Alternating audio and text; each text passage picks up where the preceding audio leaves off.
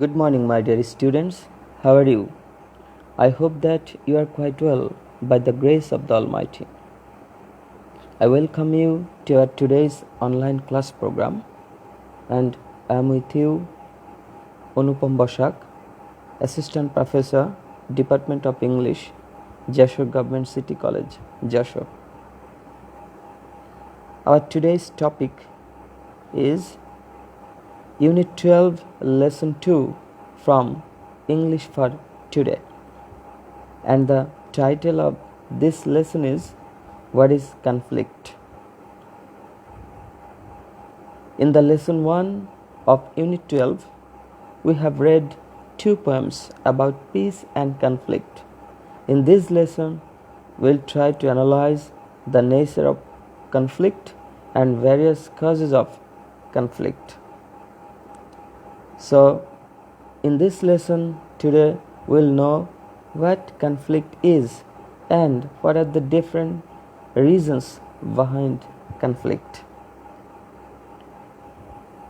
Now, we'll read the following passage from our textbook. What is conflict? So, let us start reading the text. So, while I will reading this passage, sometimes I will use Bangla to clarify the meanings. Conflict can be described as a disagreement among groups or individuals characterized by antagonism and hostility. তো প্রথমেই আমি ওয়ার্ডগুলোর অর্থ বলছি। Conflict অর্থ হচ্ছে দ্বন্দ্ব, disagreement অর্থ difference of opinion অর্থাৎ মতানৈক্য, ইন্ডিভিজুয়ালস মানে আমরা জানি ব্যক্তি স্বাতন্ত্র্য, প্রত্যেক ব্যক্তি। অ্যান্টাগনিজম অর্থ হচ্ছে অপোজিশন বা বৈপরীত্য বা বিরোধিতা। হস্টিলিটি অর্থ হচ্ছে শত্রুতা বা যুদ্ধ বা সহিংসতা। তাহলে আমরা পুরো সেন্টেন্সটির অর্থ যদি বলি, দ্বন্দ্ব বলতে বোঝানো হয় কোনো গ্রুপ বা বিভিন্ন মানুষের ভিতর যে এক ধরনের মতানৈক্য এবং যেটা ঘটে এক ধরনের বিরোধিতা এবং কোনো ধরনের শত্রুতার ফলে। This is usually fueled by the opposition of one party to another in an attempt to reach an objective different from that of the other party. অর্থ হচ্ছে এই বিষয়টা অর্থাৎ এই দ্বন্দ্বটা সাধারণত ফুয়েলড বাই মানে আরও ত্বরান্বিত হওয়া। ফুয়েলড বাই অর্থ হচ্ছে পাওয়ার্ড বাই বা ত্বরান্বিত হওয়া। তাহলে এই দ্বন্দ্বটি আরও বেশি ত্বরান্বিত হয় কোনো পার্টির বিরোধিতার ফলে, অন্য আর একটা পার্টি থেকে তাদের যে বিরোধিতা সেই বিরোধিতার ফলে, এবং সেই বিরোধিতার পরে তাদের একটা প্রচেষ্টা থাকে to reach an objective different from that of the other party. অন্য পার্টির থেকে বা অন্য দলের থেকে একটু আলাদা ধরনের একটা উদ্দেশ্য সাধনের জন্য তাদের যে প্রচেষ্টা থাকে, এবং সেই প্রচেষ্টার জন্যই কিন্তু সাধারণত দ্বন্দ্ব ত্বরান্বিত হয়। The elements involved in the conflict have varied sets of principles and values, thus allowing a conflict to arise. এবং যে উপাদানগুলো জড়িত থাকে কোনো একটা দ্বন্দ্বের ভিতর, কোনো একটা কনফ্লিক্টের ভিতর, তার কিন্তু কারণ রয়েছে বা সেগুলোর সাথে জড়িত থাকে ভ্যারিড সেটস অফ প্রিন্সিপালস, বিভিন্ন ধরনের, ভ্যারিড অর্থ ডিফারেন্ট, বিভিন্ন ধরনের যে মানুষের ভিতর এথিক্স বা প্রিন্সিপাল অর্থাৎ তাদের ভিতর যে নীতি, সেই নীতির একটা বিভিন্ন ধরনের নীতি থাকে এবং ভ্যালুস অর্থাৎ মূল্যবোধ থাকে, এবং এই বিভিন্ন ধরনের নীতিবোধ বা মূল্যবোধ, এগুলোর জন্যই কিন্তু একটা দ্বন্দ্ব সৃষ্টি হয়। Conflict can be defined in many ways, but one of the simplest is that it pertains to the opposing ideas and actions of different entities, resulting in an antagonistic state. তাহলে এখানে অর্থগুলো আমরা আগে একটু খেয়াল করি। পারটেন্স টু অর্থাৎ related to, কোনো কিছুর সাথে সম্পর্কিত। অপোজিং আইডিয়াস অর্থাৎ বিপরীত কোনো ধারণা। এন্টিটিস অর্থ কোনো সত্তা বা ম্যাটার। অ্যান্টাগনিস্টিক মানে আমরা জানি অপোজিট। তাহলে পুরো সেন্টেন্সটির অর্থ এভাবে বলতে পারি, দ্বন্দ্বকে আমরা সংজ্ঞায়িত করতে পারি বিভিন্নভাবে, কিন্তু সবথেকে সহজ সংজ্ঞাটি হচ্ছে একটি দ্বন্দ্ব সবসময় সম্পর্কিত থাকে বিভিন্ন ধরনের বিপরীত বা বিরোধী আইডিয়া বা ধারণার সাথে, এবং বিভিন্ন ধরনের বিরোধী কার্যকলাপের সাথে, এবং যেটা বিভিন্ন সত্তা থেকে সেই বিরোধী আইডিয়াগুলো আসে, এবং যার ফলশ্রুতিতে একটা বিরোধিতাপূর্ণ একটা অবস্থার সৃষ্টি হয়। অর্থাৎ বিরোধিতাপূর্ণ একটা অবস্থার সৃষ্টি হওয়ার ফলেই কিন্তু দ্বন্দ্ব সৃষ্টি হয়। Conflict is an inevitable part of life. Inevitable অর্থ আনঅ্যাভয়েডেবল, অর্থাৎ অপরিহার্য বা যেটাকে কখনো এড়িয়ে যাওয়া যায় না, অনিবার্য। তো দ্বন্দ্ব হচ্ছে আমাদের জীবনের একটা অনিবার্য অংশ। All of us possess our own opinions, ideas and sets of beliefs. আমাদের সকলেই কিন্তু নিজেদের ধারণা, নিজেদের মতামত বা নিজেদের একটা বিশ্বাস রয়েছে। We have our own ways of looking at things and we act according to what we think is proper. আমাদের প্রত্যেকের কিন্তু একটা নিজস্ব দৃষ্টিভঙ্গি রয়েছে যে কোনো কিছুর দিকে দেখার, এবং আমরা কাজ করি আমরা যেটা সঠিক মনে করি সেই অনুযায়ী কিন্তু আমরা আমাদের কাজ করে থাকি। আমরা জানি অ্যাকর্ডিং টু অর্থ হচ্ছে অনুসারে। পরের sentence, hence we often find ourselves in conflict in different scenarios. It may involve other individuals, groups of people, or a struggle within our own selves. Hence অর্থ এজন্য we often find ourselves, আমরা প্রায়ই আমাদেরকে খুঁজে পাই in conflict, আমরা প্রায়ই কিন্তু আমাদের নিজেদেরকে একটা দ্বন্দ্বের মধ্যে জড়িয়ে থাকতে দেখি।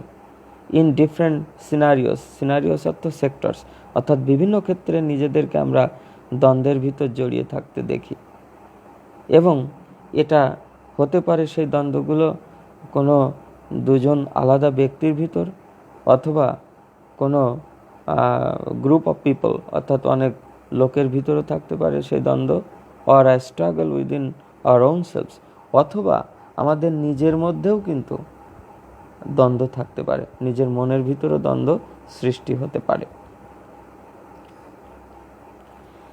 Consequently, conflict influences our actions and decisions in one way or another. Consequently অর্থ হচ্ছে ফলশ্রুতিতে। তাহলে ফলশ্রুতিতে আমরা দেখি এই দ্বন্দ্ব কিন্তু আমাদের যে কার্যক্রম এবং আমাদের যে বিভিন্ন সিদ্ধান্তগুলো, এগুলোকে যে কোনোভাবেই কিন্তু সেটা প্রভাবিত করে।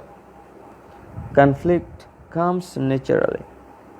The clashing of thoughts and ideas is a part of the human experience. আমরা অর্থটি জানি। ক্লাশিং অর্থ হচ্ছে দ্বন্দ্বমূলক, যেটাকে ফাইটিং বা কনফ্লিক্টিং বলতে পারি। তাহলে যে কোনো দ্বন্দ্ব খুব স্বাভাবিকভাবেই কিন্তু আমাদের সামনে আসে, এবং সেটা সাধারণত সৃষ্টি হয় এক ধরনের বিরোধিতাপূর্ণ বা দ্বন্দ্বমূলক যে আমাদের চিন্তাভাবনা বা যে আমাদের ধারণা আছে সেটা থেকে, এবং সেটা কিন্তু মানুষের জীবনের একটা অংশ, এবং মানুষের অভিজ্ঞতা সেটা কিন্তু একটা বড় অংশ।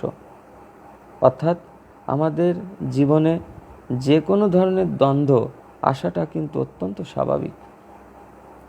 পরের sentence, it is true that it can be destructive if left uncontrolled.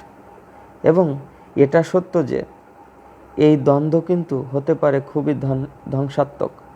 Destructive অর্থ হচ্ছে ধ্বংসাত্মক। এটা কিন্তু ধ্বংসাত্মক হতে পারে যদি এটাকে অনিয়ন্ত্রিতভাবে রেখে দেওয়া হয়।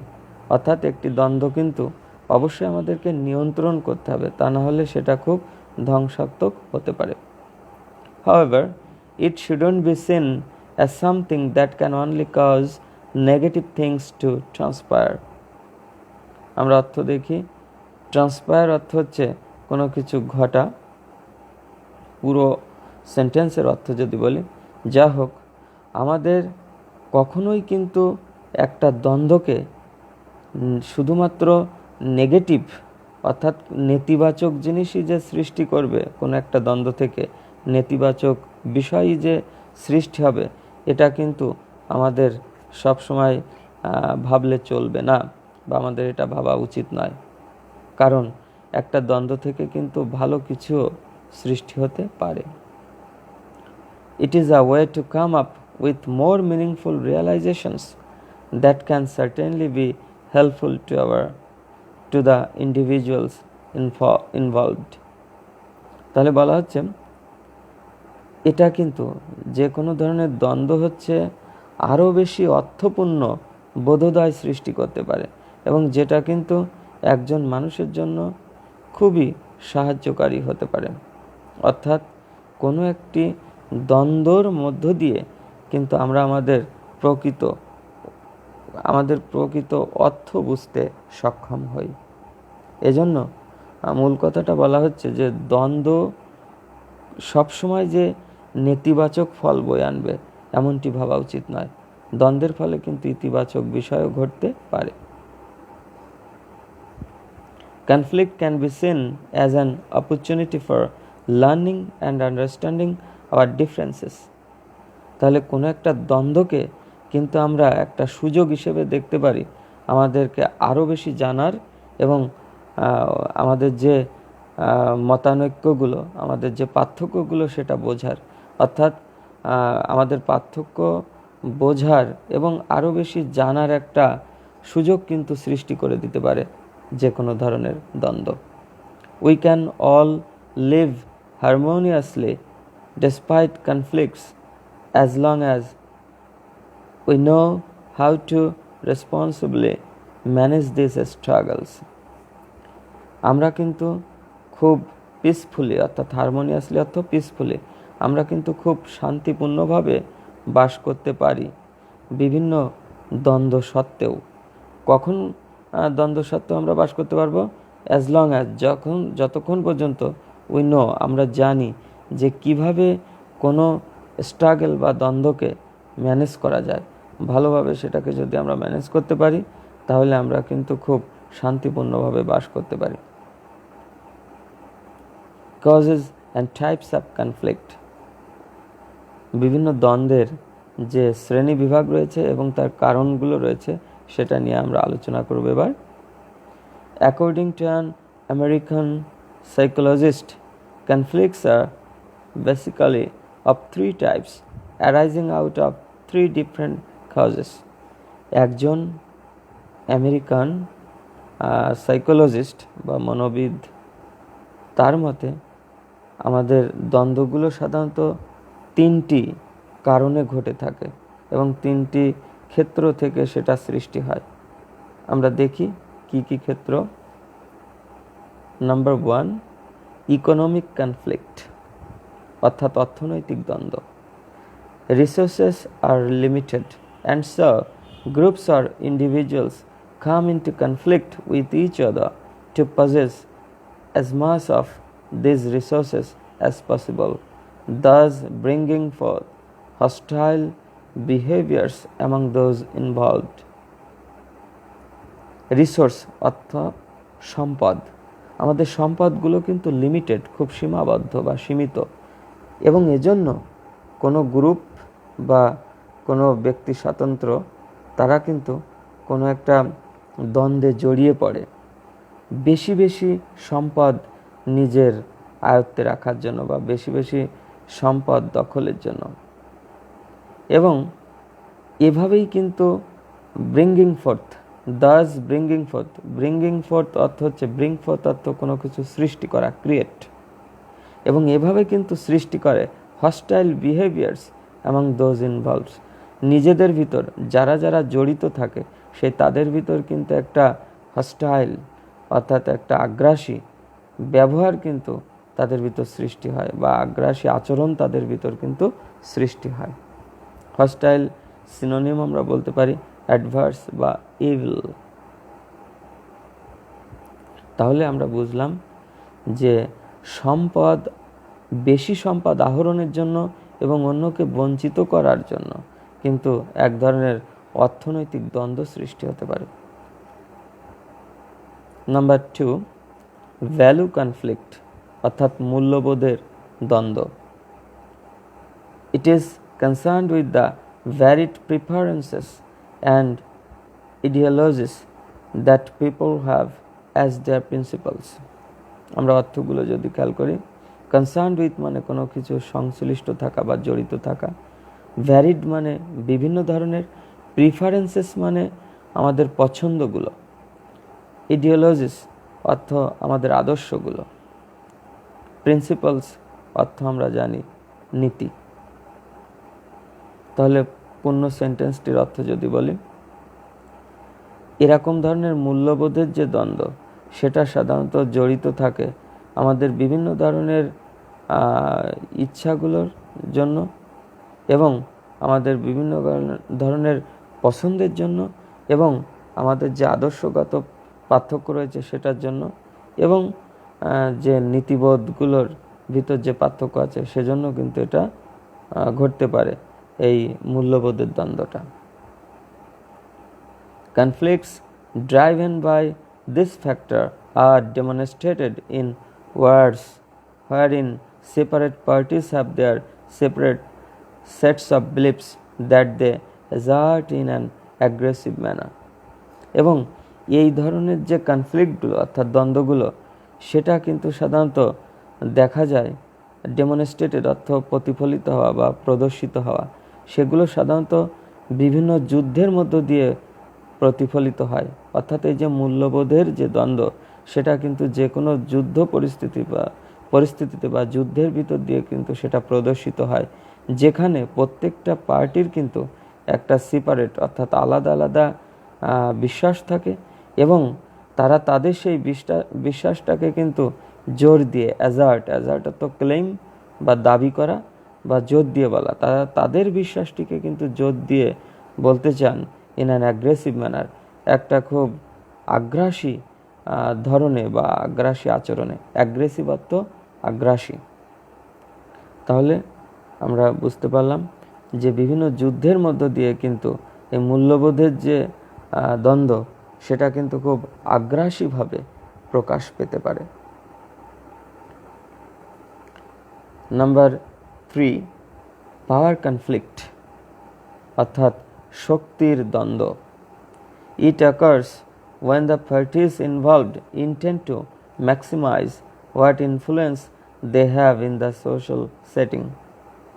অর্থাৎ এই যে শক্তির যে দ্বন্দ্ব সেটা সাধারণত ঘটে যখন বিভিন্ন পার্টিগুলো তারা কিন্তু তাদের যে প্রভাব সেই প্রভাবকে আরও ম্যাক্সিমাইজ করতে চায়, অর্থাৎ তাদের প্রভাবকে আরও বাড়াতে চায় এবং সেই যে একটা সামাজিক সেটিং রয়েছে, যে সামাজিক পরিমণ্ডল, সেই সামাজিক পরিমণ্ডলে তাদের সেই যে প্রভাব বা তাদের যে শক্তির প্রভাব সেটা কিন্তু আরও বেশি বাড়াতে চায়। Such a situation can happen among individuals, groups or even nations. এবং এরকম একটা অবস্থা কিন্তু হতে পারে মানুষের ভিতর অথবা কোনো মানুষের দলের ভিতর, অথবা এমনকি এটা হতে পারে বিভিন্ন জাতির ভিতরও। অর্থাৎ এই যে শক্তির দ্বন্দ্ব, সেটা কিন্তু বিভিন্ন জাতির ভিতর হতে পারে, সেটা আলাদা দুজন মানুষের ভিতর হতে পারে, অথবা কোনো গ্রুপের ভিতর হতে পারে। Conflicts are also classified into 4 following types. এছাড়াও আগে যেগুলো আমরা বলেছি তাছাড়াও কিন্তু এই দ্বন্দ্বগুলো ভাগ করা যেতে পারে আরও 4 প্রকারে। সেই ভাগগুলো আমরা এবার দেখব। Number 1, interpersonal conflict. This type of conflict refers to a conflict between two individuals. তাহলে ইন্টারপার্সোনাল কনফ্লিক্ট মানে বলা হচ্ছে যে এই ধরনের যে দ্বন্দ্ব, সেটা কিন্তু দুজন আলাদা মানুষের ভিতর ঘটতে পারে। This occurs typically because of differences among people. এবং এই ধরনের যে দ্বন্দ্ব, সেটা কিন্তু সাধারণত টিপিক্যালি মানে খুব সাধারণভাবে সেটা কিন্তু হয় আমাদের ভিতর যে বিভিন্ন মানুষের ভিতর যে পার্থক্যগুলো আছে সেই পার্থক্যগুলোর জন্যে। অর্থাৎ আমরা বুঝতে পারলাম ইন্টারপার্সোনাল কনফ্লিক্ট অর্থ বলা হচ্ছে যে বিভিন্ন ব্যক্তির ভিতর, বিভিন্ন আলাদা আলাদা ব্যক্তির ভিতর যে দ্বন্দ্বটা হয় সেই দ্বন্দ্বকে বলা হচ্ছে interpersonal conflict. Apparently, it is a natural occurrence which can eventually help in personal growth or developing our relationships with others. তাহলে অর্থগুলো দেখি। অ্যাপারেন্টলি অর্থ আপাতভাবে, অকারেন্স অর্থ কোনো ঘটনা, ইভেনচুয়ালি মানে ফলশ্রুতিতে। তাহলে পুরো সেন্টেন্সটির অর্থ যদি বলি, আপাতভাবে আমরা দেখি যেটা খুবই সাধারণ ঘটনা, যেটা ফলশ্রুতিতে আমাদের সাহায্য করতে পারে, পার্সোনাল গ্রোথ সাহায্য করতে পারে আমাদের ব্যক্তিগত উন্নয়নের জন্য, এবং আমাদের অপরের সাথে যে রিলেশনশিপ অর্থাৎ যে সম্পর্ক, সেই সম্পর্ক উন্নয়নে কিন্তু সাহায্য করতে পারে। অর্থাৎ আমরা যদি এই পয়েন্টটিকে সামারাইজ করি, এভাবে বলতে পারি যে ইন্টারপার্সোনাল কনফ্লিক্ট হচ্ছে বিভিন্ন পার্সনের মধ্যে, অর্থাৎ বিভিন্ন ব্যক্তির মধ্যে যে দ্বন্দ্বটা হয় সেটাকে বলা হয় ইন্টারপার্সোনাল কনফ্লিক্ট। এবং বিভিন্ন ব্যক্তির ভিতরে এই দ্বন্দ্বের ফলে কিন্তু পার্সোনাল যে গ্রোথ অর্থাৎ পরস্পরের ব্যক্তিগত যে উন্নয়ন সেটা কিন্তু হতে পারে। এবার আমরা আর এক প্রকার কনফ্লিক্টের রূপ দেখব, সেটা হচ্ছে ইন্ট্রাপার্সোনাল কনফ্লিক্ট। তাহলে আগে দেখলাম ইন্টারপার্সোনাল কনফ্লিক্ট, আর এবার দেখছি ইন্ট্রাপার্সোনাল কনফ্লিক্ট। এ দুটির পার্থক্য আমি যদি এক কথায় বলি, ইন্টারপার্সোনাল কনফ্লিক্ট হচ্ছে বিভিন্ন ব্যক্তির মধ্যে, আলাদা আলাদা ব্যক্তির ভিতর যে দ্বন্দ্ব, আর ইন্ট্রাপার্সোনাল কনফ্লিক্ট হচ্ছে একজন ব্যক্তির মনের ভিতর যে দ্বন্দ্ব, সেটাকে বলা হচ্ছে ইন্ট্রাপার্সোনাল কনফ্লিক্ট। অর্থাৎ একজন ব্যক্তির মনের ভিতরেই তার যে দ্বন্দ্ব, সেটাকে বলা হচ্ছে ইন্ট্রাপার্সোনাল কনফ্লিক্ট। তাহলে আমরা একটু পড়ব। ইট অকার্স উইদিন অ্যান ইন্ডিভিজুয়াল। এই ইন্ট্রাপার্সোনাল কনফ্লিক্ট কিন্তু ঘটে একজন ব্যক্তির ভিতর। The experience takes place in the persons mind. এবং এই ধরনের অভিজ্ঞতা কিন্তু সংগঠিত হয় একজন ব্যক্তির মনের ভিতর। Hence it is a type of conflict that is psychological, involving the individual's thoughts, values, principles and emotions. এবং এজন্য এটা এমন এক ধরনের দ্বন্দ্ব যেটা কিন্তু খুবই মানসিক একটা দ্বন্দ্ব, এবং সেই মানসিক দ্বন্দ্বটা সম্পর্কিত থাকে কিসের সাথে? ইন্ডিভিজুয়ালস থট, একজন ব্যক্তির চিন্তা, ভ্যালুজ মূল্যবোধ, প্রিন্সিপালস নীতিবোধ, অ্যান্ড ইমোশনস এবং তার আবেগের সাথে সম্পর্কিত থাকে। অর্থাৎ আমরা যদি এটাকে সামারাইজ করে বলি যে একজন ব্যক্তির মনের ভিতর বিভিন্ন বিষয় নিয়ে কিন্তু দ্বন্দ্ব হতে পারে, এবং যেটাকে আমরা বলছি ইন্ট্রা পার্সোনাল কনফ্লিক্ট। এবার 3 নম্বর কারণ Intra group conflict. Intra group conflict, আমরা যখন বলছি ইন্ট্রা গ্রুপ কনফ্লিক্ট তখন বুঝতে হবে একটি গ্রুপের ভিতর বিভিন্ন মেম্বারদের ভিতর যে কনফ্লিক্ট বা দ্বন্দ্ব সেটাকে বলা হচ্ছে ইন্ট্রা গ্রুপ কনফ্লিক্ট। আমরা একটু পড়ি। It is a type of conflict that happens among individuals within a team or group. তাহলে এটা এমন এক ধরনের দ্বন্দ্ব যেটা ঘটে একটা দল বা একটা গ্রুপের ভিতর বিভিন্ন যে সদস্য ইন্ডিভিজুয়ালস যারা রয়েছেন তাদের মধ্যে কিন্তু একটা দ্বন্দ্ব হতে পারে। অর্থাৎ একটা গ্রুপের বা দলের বিভিন্ন সদস্যের ভিতর যে দ্বন্দ্ব ঘটে সেটাকে আমরা বলি ইন্ট্রা গ্রুপ কনফ্লিক্ট।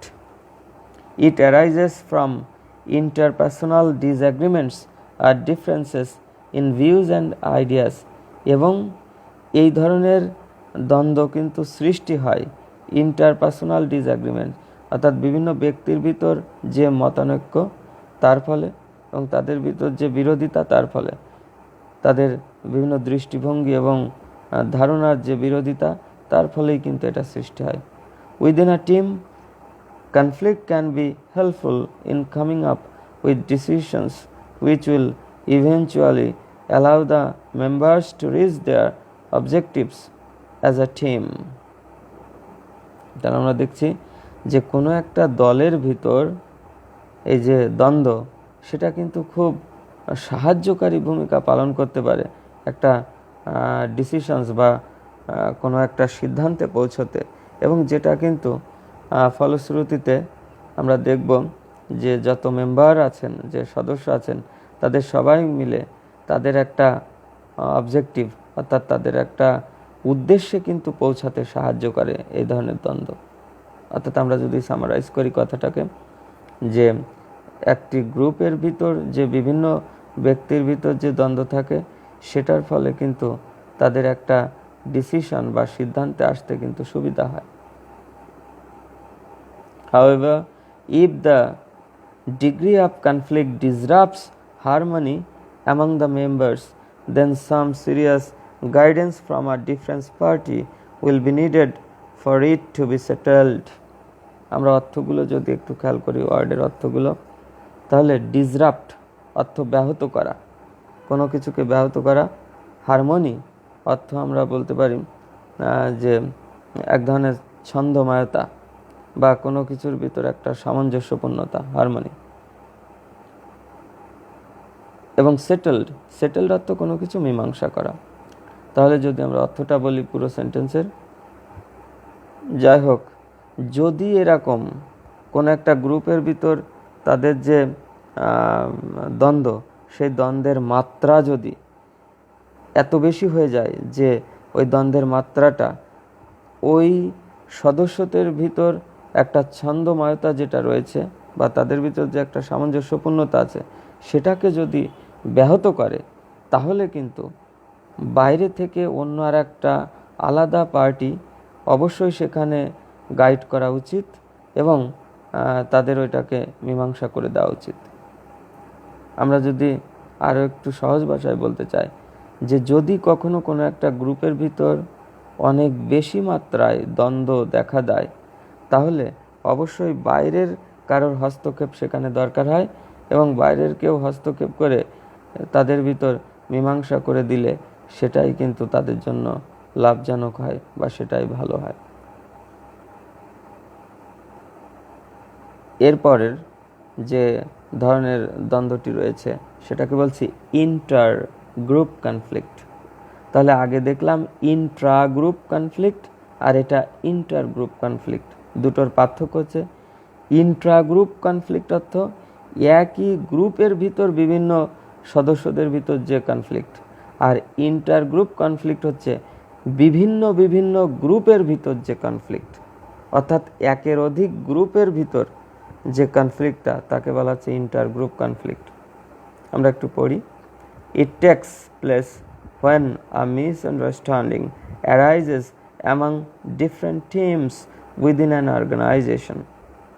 তাহলে এই ইন্টারগ্রুপ কনফ্লিক্ট সাধারণত ঘটে যখন আমরা দেখি যে এক ধরনের মিসআন্ডারস্ট্যান্ডিং মানে বোঝাপড়াহীনতা তৈরি হয় এবং একই সংস্থার বিভিন্ন যে টিমগুলো বা বিভিন্ন গ্রুপ তাদের ভিতর যখন বোঝাপড়াহীনতা তৈরি হয় সেই বা ভুল বোঝাবুঝি তৈরি হয় তখন কিন্তু এই যে ইন্টার গ্রুপ কনফ্লিক্ট সৃষ্টি হয়।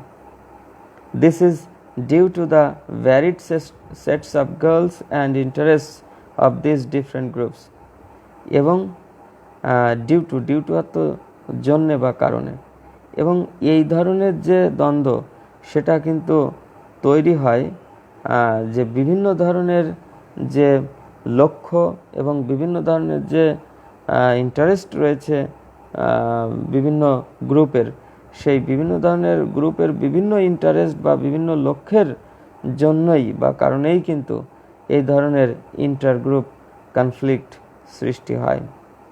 In addition, competition also contributes to intergroup conflict. এর বাইরেও বা এছাড়াও আমরা বলতে পারি যে কম্পিটিশন বিভিন্ন গ্রুপের ভিতর যে একটা প্রতিদ্বন্দ্বিতা সেটাও কিন্তু আমাদের এরকম ইন্টারগ্রুপ কনফ্লিক্ট তৈরিতে অনেক অবদান রাখে।